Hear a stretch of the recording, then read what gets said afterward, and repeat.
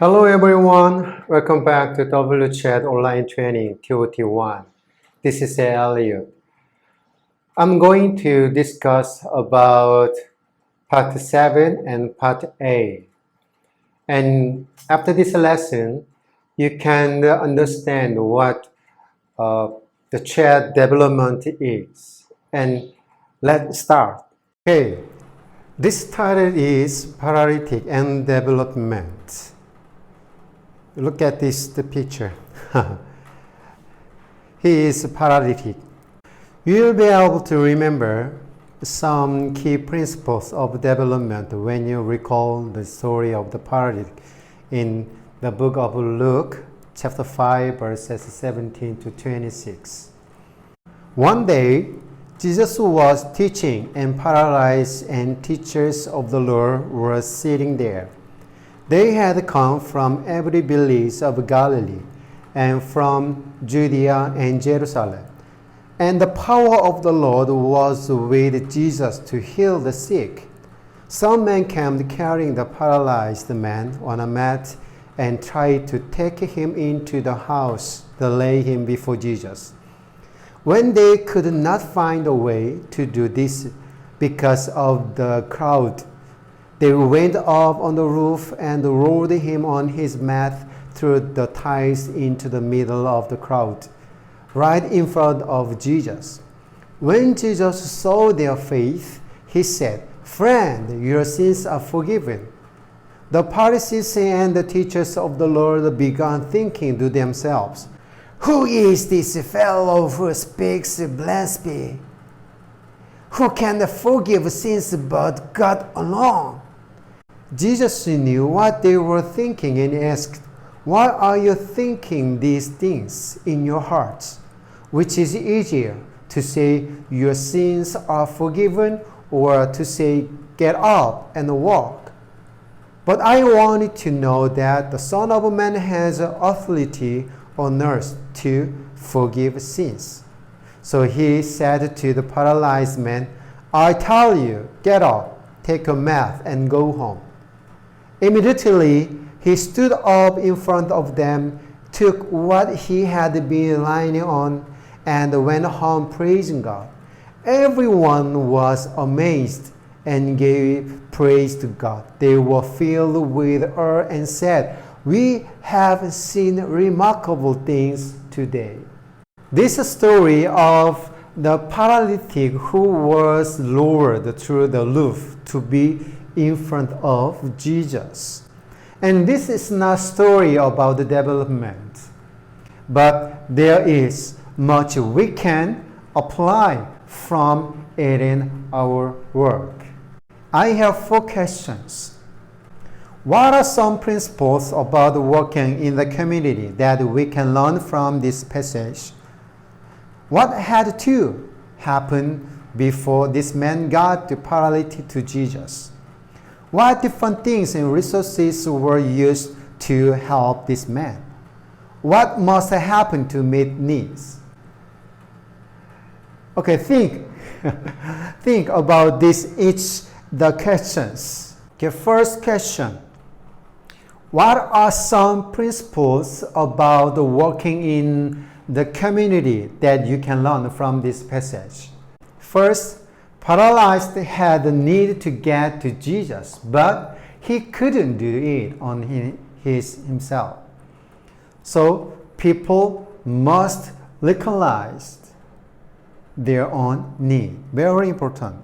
Okay, second, so friends saw the need of the paralytic as people with a village must see their need. And people were willing to help, so they took the initiative and action, right? And must develop a plan. They work together and cooperatively, persistent in the face of obstacles. And first thought a crowd, then at the house. You're willing to take a risk. Faith demonstrated in action. Use local resources. First they used a mat. Then calls holding their loaves to lure him to the roof. Work cooperatively in carrying and lowering him through the roof. Love being shown by men of action. Though they were successful and the job was done when they got him in front of Jesus, but then came their greatness opposition. Jesus used the concern of others to show they had faith. Usually faith honored by one being healed. In this case, Jesus honored the faith of the other people to heal the paralytic. Said his sins were forgiven, not healed. Jesus dealt with spiritual and then physical. Unseen miracle at the first. Jesus forgave the man's sin. Jesus' real priority was on the spiritual need. And God received the glory. What had to happen before this man got the paralytic to Jesus? Prior knowledge of Jesus. And they accept something to happen. Expectation of success. And cooperation with each other. And people saw a need. There was a witness about Christ so that people heard about him. And last, Jesus' help did not discriminate, but he was willing to. He was willing to help everyone. Okay, question number 3. What different things and resources were used to help this man? Okay, physical strength of the man because they need to carry him.